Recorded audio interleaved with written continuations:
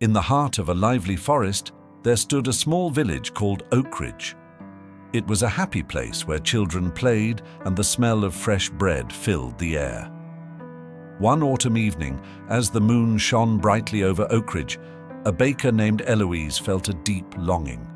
Despite her talent for baking and making tasty treats, Eloise wanted more. Her hunger seemed endless, craving richness beyond what others could imagine. "I wish for a feast," Eloise whispered into the night, her voice barely louder than the rustling leaves. As if in reply, a whisper echoed through the trees, guiding her to a hidden path leading to the enchanted clearing. With both excitement and nervousness, Eloise followed the winding trail, guided by the glow of magical mushrooms. At the edge of the clearing, she gasped in wonder at the sight before her. A table stretched out, filled with a lavish spread of food. Meats roasted to perfection, fruits of all kinds, and cakes piled high like sweet towers. Eloise's heart danced with joy as she approached the table. With the first bite, flavors burst in her mouth like a grand symphony. She ate eagerly, swept away by the pleasure of the moment. Hours slipped by as she indulged, the once bountiful dishes now empty and bare. But Eloise's hunger only grew, her desires expanding with each mouthful. She ate without restraint, lost in a trance of wanting. It wasn't until the first light of dawn broke the horizon that Eloise stopped, her stomach uncomfortably full. Looking around, she saw the clearing had changed. The once lively forest now seemed twisted and lifeless, the ground dry and cracked. With a heavy heart, Eloise realized the cost of her desires. The enchanted feast had not just filled her belly, but also drained the life from the forest. Tears welled in her eyes as she stumbled back, burdened by the weight of her actions. Have you ever found yourself seeking solace in a tub of ice cream after a rough day?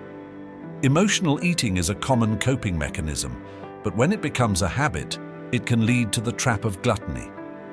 The feeling of guilt and shame after overeating can be overwhelming, but it's essential to address the root of the issue.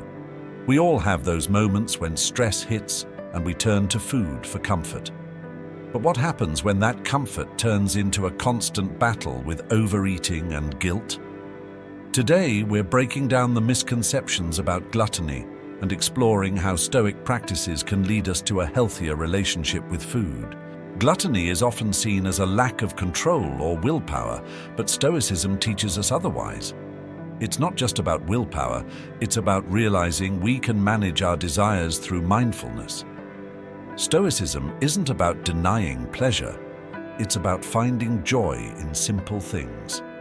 We learn to enjoy food in moderation, and mindful eating helps us savor every bite and value the nourishment it brings.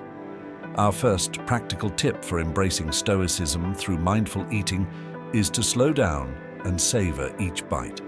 In a world filled with distractions, it's easy to rush through meals without truly tasting or enjoying our food. Instead, take a moment to pause and appreciate the aroma, textures, and flavors of your meal. By eating mindfully, you not only enhance your dining experience, but also practice gratitude for the nourishment provided. Another essential aspect of Stoic philosophy is the practice of moderation. When it comes to food, moderation is key to maintaining a healthy balance in our lives. Instead of overindulging or restricting ourselves, strive to eat in moderation. Enjoy a variety of wholesome foods in appropriate portions, honoring your body's needs without excess. By practicing moderation in eating, you align with Stoic ideals of self-control and balance. Gratitude is a core tenet of Stoicism, reminding us to appreciate the simple pleasures of life. When it comes to food, cultivating gratitude can transform your eating experience. Take a moment before each meal to reflect on the journey of your food, from seed to plate. Acknowledge the efforts of farmers, producers, and nature in providing the nourishment before you. By practicing gratitude in your meals, you infuse each bite with a deeper sense of connection and appreciation. As we finish up, Remember to keep it simple. Savor each bite, eat moderately, and be grateful for your meal. Let's nourish body and soul together.